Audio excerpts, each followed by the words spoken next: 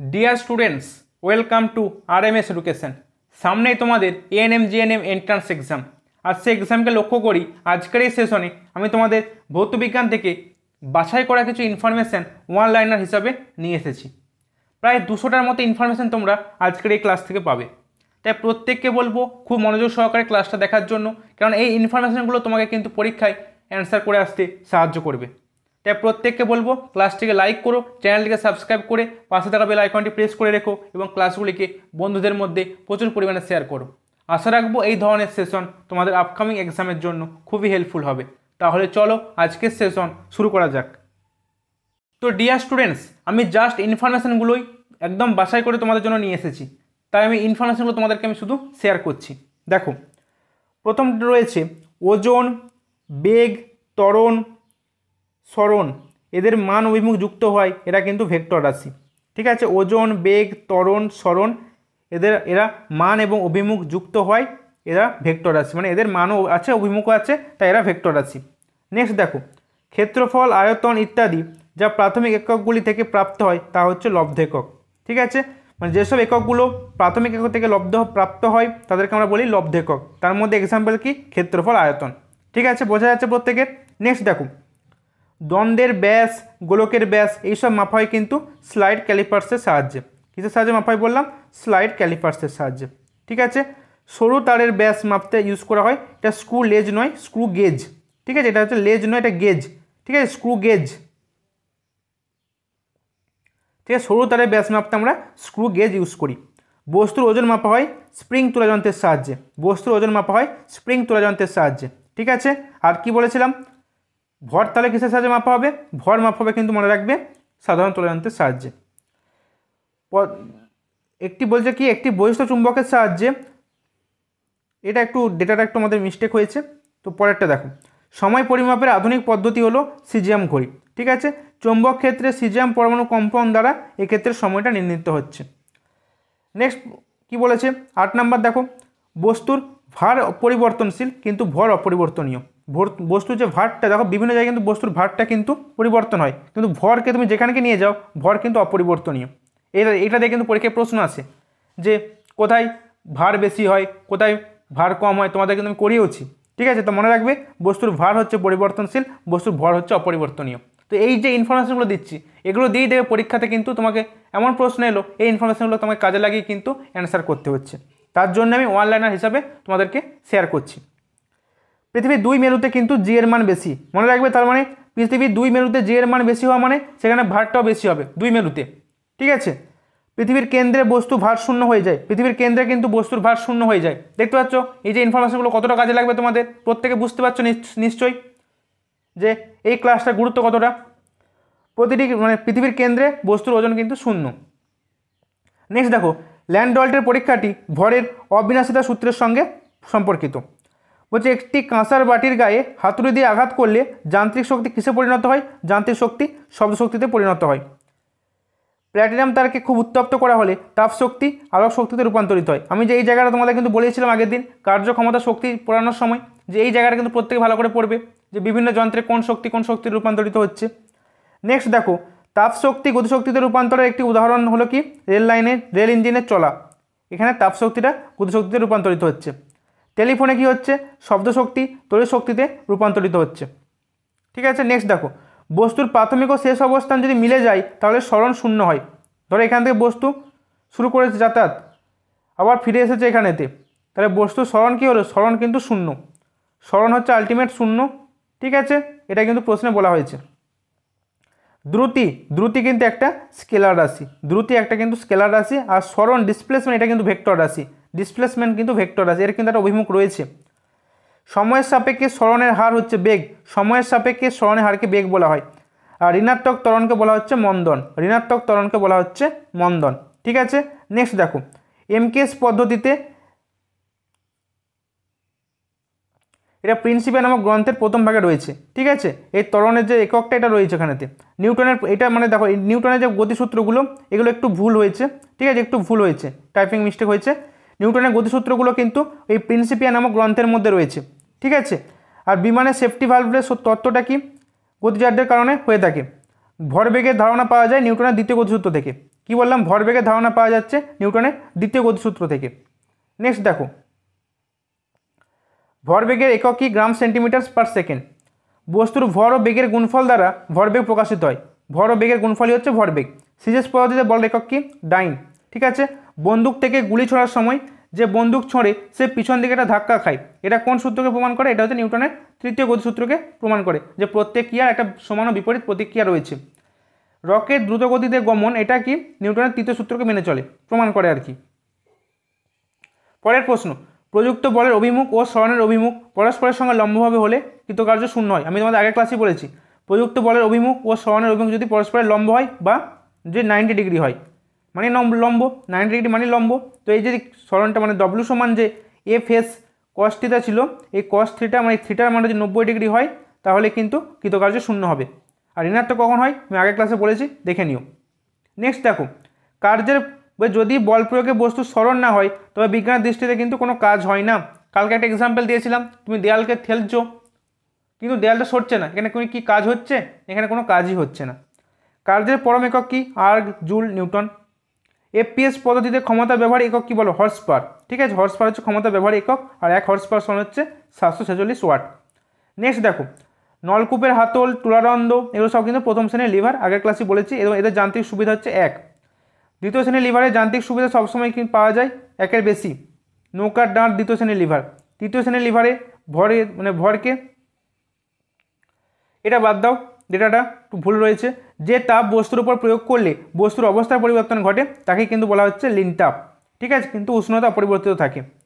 যে পাত্রের দ্বারা তাপের পরিমাপ করা হয় তাকে কি বলে? ক্যালোরিমিটার। যে পাত্রের দ্বারা তাপের পরিমাপ করা হয় তাকে বলে ক্যালোরিমিটার। নেক্সট কি বলছে? ক্যালোরি, থার্ম এগুলো সব কিন্তু তাপ পরিমাপের একক। ক্যালোরি, থার্ম সব কিন্তু তাপ পরিমাপের একক। নেক্সট কি বলছে দেখো, সমপরিমাণ তাপ সমান ভরের বিভিন্ন উপাদানের বস্তুতে দিলেও যে ধর্মের জন্য বিভিন্ন বস্তুর তাপ ধারণ ক্ষমতা বিভিন্ন হয় তার নাম হচ্ছে আপেক্ষিক তাপ। এটি পদার্থের মৌলিক ধর্ম। কোনো বস্তুর উষ্ণতা 1 ডিগ্রি বাড়াতে যে পরিমাণ তাপের প্রয়োজন হয় তাকে বলা হয় তাপগ্রাহিতা। ঠিক আছে। রেনল্ডস যন্ত্র মিশ্রণ কঠিন পদার্থে আপেক্ষিক তাপ নির্ণয়ের জন্য ব্যবহৃত হয়।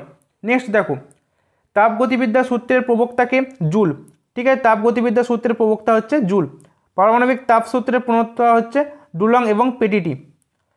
ক্যালোরিমিটার তামার তৈরি হয়, কাঁচের তৈরি হয় না। ক্যালোরিমিটার যন্ত্রটা কিসের তৈরি হয়? তামার তৈরি হয়।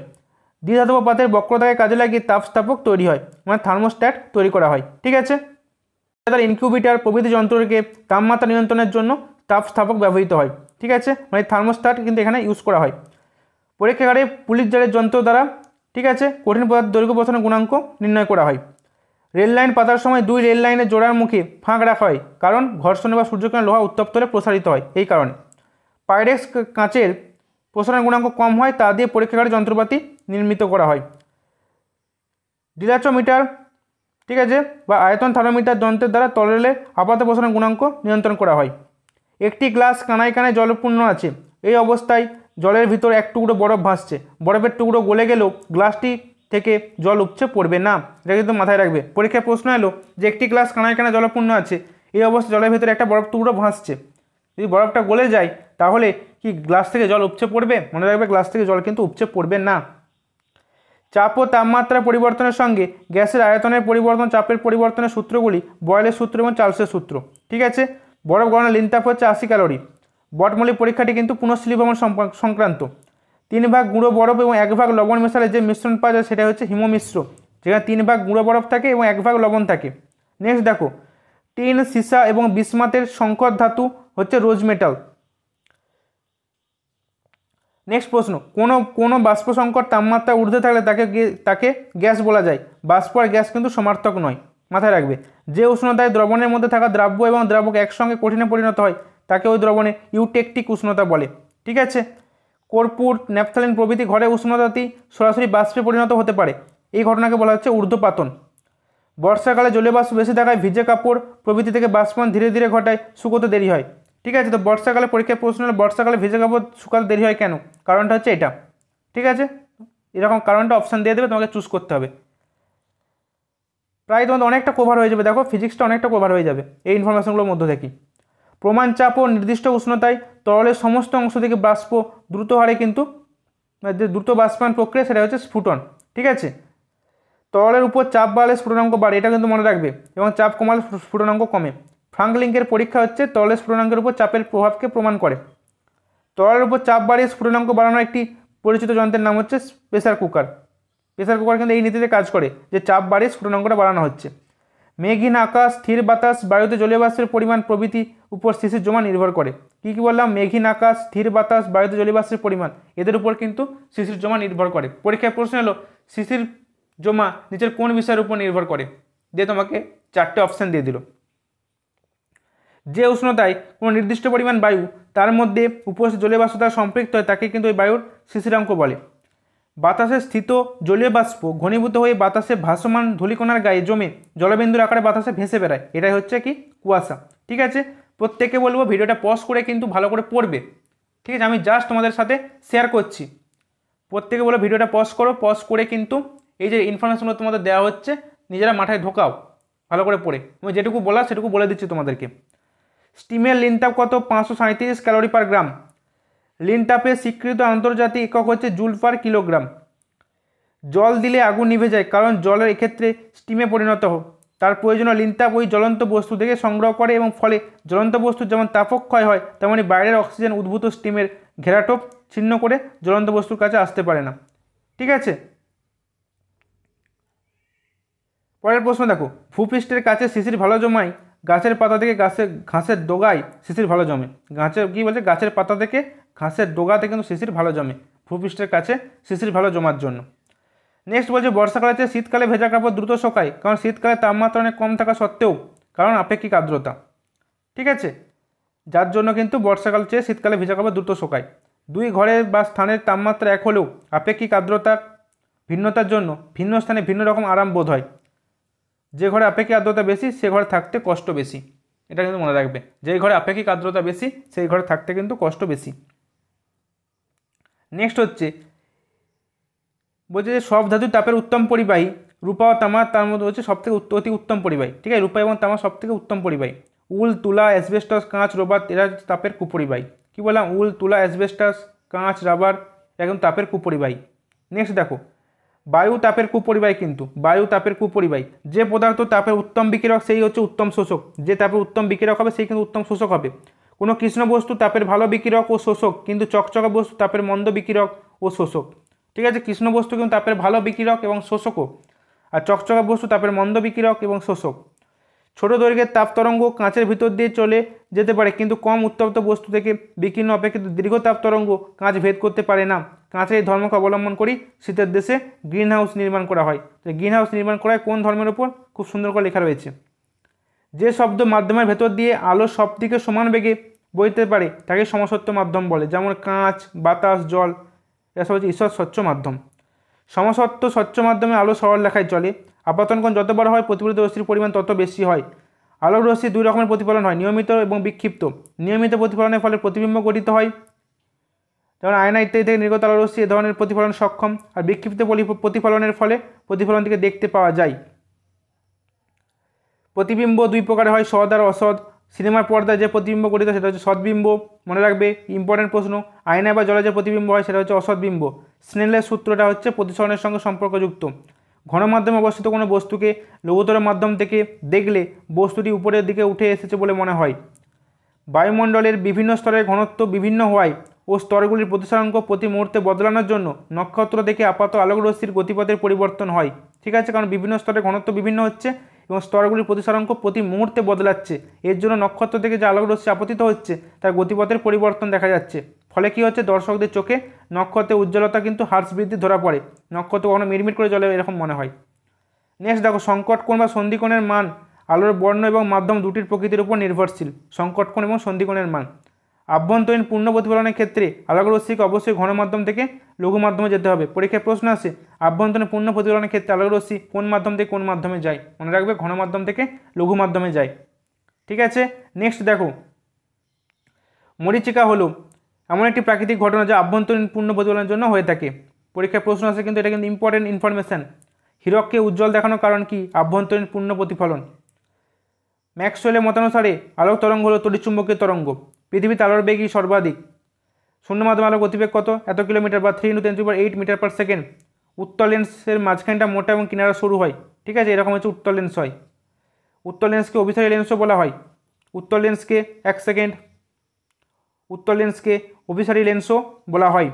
উত্তল লেন্সের ফোকাস দূরত্বের চেয়ে কম দূরত্বের রাখা বস্তুর প্রতিবিম্ব অসৎ ও ঘোলা হবে। নেক্সট দেখো, বর্ণালীর প্রান্তিক রং দুটি হলো লাল ও বেগুনি, ঠিক আছে। নিউটনের বর্ণচাকতি প্রমাণ করে সাদা আলো 7টি বর্ণের আলোকের সমষ্টি, ঠিক আছে, এটা নিউটনের বর্ণচাকতি প্রমাণ করে। লাল, সবুজ ও আকাশে নীল এগুলো হচ্ছে মৌলিক বর্ণ, এদের সাথে বিভিন্ন অনুপাতে বিভিন্ন মিশিয়ে কিন্তু অন্যান্য বর্ণ তৈরি করা সম্ভব। নেক্সট দেখো, লাল ফুল 7টি বর্ণের মধ্যে লাল ব্যতীত বাকি বর্ণের কিন্তু আলো শোষণ করে নেয় এবং উক্ত ফুলকে লাল দেখায়। কোনো বস্তুটি 7টি বর্ণে কোনোটিকে শোষণ না করে প্রতিফলিত করলে সেই বস্তুকে সাদা দেখাবে, ঠিক আছে। দাড়ি কামানোর আয়না, দন্ত চিকিৎসকদের দ্বারা ব্যবহৃত দর্পণ, মোটর গাড়ি ভিউ ফাইন্ডার হিসেবে ব্যবহৃত হয়, ঠিক আছে। কোন দর্পণ ব্যবহৃত হয় বলো, দেখেন বলা নেই, বলো মোটর গাড়ির ভিউ ফাইন্ডার হিসাবে কোন দর্পণ ব্যবহার করা হয়, কমেন্ট করে প্রত্যেকে। নিলস বোরের গবেষণা থেকে পরমাণুর মধ্যে বিভিন্ন ইলেকট্রনের কক্ষপথগুলির বিষয় সম্পর্কে জানা যায়, মানে বোর হচ্ছে পরমাণু কক্ষপথগুলির ধারণা দিয়েছিল, ঠিক আছে।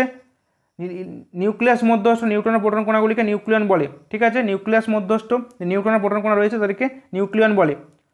পরমাণু নিউক্লিয়াসটি পজিটিভ তড়িৎগ্রস্ত কণা প্রোটন এবং নিস্তড়িৎ কণা নিউট্রন দ্বারা গঠিত, মানে নিউক্লিয়াস কী থাকে, প্রোটন থাকে, নিউট্রন থাকে। প্রোটন হচ্ছে পজিটিভ আর নিউট্রন হচ্ছে নিস্তড়িৎ, মনে রাখবে।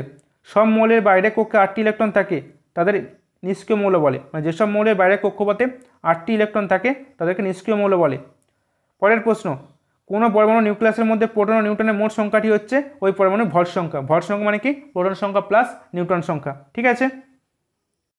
পরের ইনফরমেশন কী রয়েছে দেখো, কোনো বস্তুর কম্পন সেকেন্ডে 20 থেকে 20,000 বারের মধ্যে হলে সেই বস্তু থেকে উৎপন্ন শব্দ শ্রুতিগোচর শব্দ হয়, ঠিক আছে। শব্দের জন্য কম্পন ও বাস্তব মাধ্যম প্রয়োজন হয়। শব্দ এবং আলো একই রকম তরঙ্গ নয় কিন্তু। শব্দ তরঙ্গ হচ্ছে স্থিতিস্থাপক তরঙ্গ। তরঙ্গ দুই প্রকার, অনুদৈর্ঘ্য তরঙ্গ, তির্যক তরঙ্গ। শব্দের যে বৈশিষ্ট্যের জন্য একটি শব্দ থেকে অন্য একটি শব্দকে পৃথক করা যায় তার নাম হচ্ছে তীক্ষ্ণতা, ঠিক আছে। তীক্ষ্ণতা কেবলমাত্র সুরযুক্ত শব্দের ক্ষেত্রেই প্রযোজ্য। কম্পাঙ্কের একক হচ্ছে হার্জ। এই যে ইনফরমেশনগুলো দিচ্ছি এগুলো তোমাদের কিন্তু শেষ মুহূর্তে রিভিশন করতে খুব কাজে লাগবে, তার জন্য দেওয়া। পুরুষদের গলার স্বর মোট কারণ মানে মোটা, ঠিক আছে, পুরুষদের গলার স্বর মোটা, এক সেকেন্ড, গলার স্বর মোটা কারণ তীক্ষ্ণতা কম এবং কম্পাঙ্ক কম। আমাদের নারীদের গলার স্বরে কম্পাঙ্ক বেশি ও তীক্ষ্ণতা বেশি। পরীক্ষায় প্রশ্ন আসে পুরুষদের স্বর অপেক্ষা মহিলাদের গলার স্বর আওয়াজটা বেশি লাগে কেন, কারণ তাদের স্বরের কম্পাঙ্ক বেশি এবং তীক্ষ্ণতাও বেশি। এই যে ইনফরমেশনগুলো এগুলোই পরীক্ষায় প্রশ্ন আসবে, ঠিক আছে। উষ্ণতা বাড়ালে গ্যাসের ঘনত্ব কমে, ফলে শব্দের বেগ বাড়ে। উষ্ণতা বাড়ালে গ্যাসের ঘনত্ব কমে, ফলে শব্দের বেগ বাড়ে। দিনের বেলা থেকে রাতের শব্দের বেগ বেশি থাকে। গ্যাসীয় মাধ্যম অপেক্ষা কঠিন মাধ্যমে শব্দের বেগ বেশি হয়, মনে রাখবে কিন্তু। গ্যাসীয় মাধ্যম অপেক্ষা কঠিন মাধ্যমে শব্দের বেগ বেশি হয়। বোধগম্য শব্দের প্রতিধ্বনি শোনার জন্য প্রতিফলনের ন্যূনতম দূরত্ব 112 ফুট, ঠিক আছে। নেক্সট দেখো, কাঁচ, রবার, এবোনাইট এরা হচ্ছে অন্তরক পদার্থ। সোনা, রূপো, লোহা, তামা প্রভৃতি কিন্তু তড়িৎ পরিবাহী পদার্থ। কোনো পরিবাহী দুই প্রান্তে তড়িৎ বিভবের পার্থক্যের জন্য তার মধ্য দিয়ে ইলেকট্রনের যে প্রবাহ হয় তাই হচ্ছে তড়িৎ প্রবাহ, ঠিক আছে। সরল ভোল্টীয় কোষে সালফিউরিক অ্যাসিড, তামা ও জিঙ্কের পাত ব্যবহার করা হয়। বিভব পার্থক্যের ব্যবহারিক একক হচ্ছে ভোল্ট। ওহমের সূত্র থেকে পরিবাহী রোধ পরিমাপ করা যায়, ঠিক আছে। ওহমের সূত্র কী করে পরিবাহীর রোধ পরিমাপ করতে সাহায্য করে। তড়িৎ পরিমাণ একক হচ্ছে কুলম। তড়িৎ প্রবাহের একক হচ্ছে অ্যাম্পিয়ার। তড়িৎ প্রবাহের বিরুদ্ধে পরিবাহী বাধা দেওয়ার ধর্মই হচ্ছে উক্ত পরিবাহীর রোধ। নেক্সট দেখো, পরিবাহীর রোধ, পরিবাহীর উপাদান এবং পরিবাহীর দৈর্ঘ্য, যেটা হচ্ছে প্রস্থচ্ছেদ উষ্ণতার উপর নির্ভরশীল। কোনো নির্দিষ্ট উপাদানের একক ঘনকের রোধকে তার রোধাঙ্ক বলে। রোধাঙ্কের একক কি, ওহম সেমি।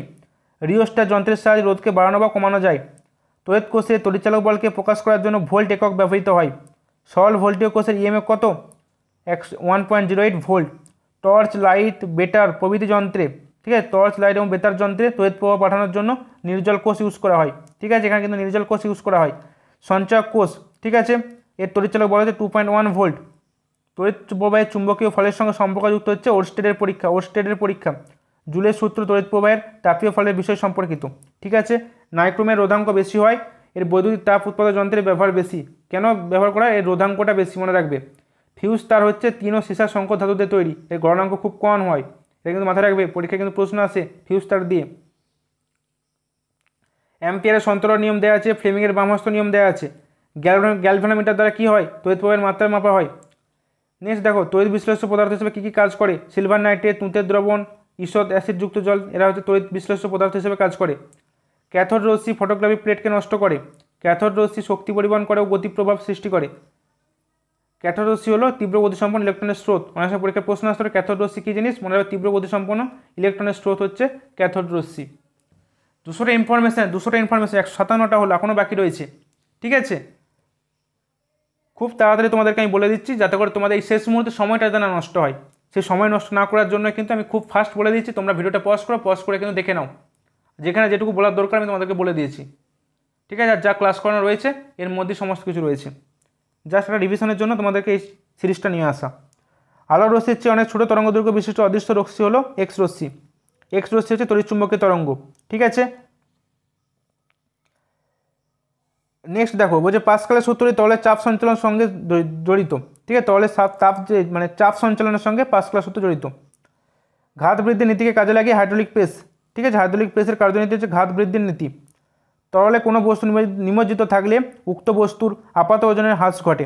ঠিক আছে, তরলে যদি কোনো বস্তু নিমজ্জিত থাকে তাহলে কিন্তু তার আপাত ওজনের হ্রাস ঘটে।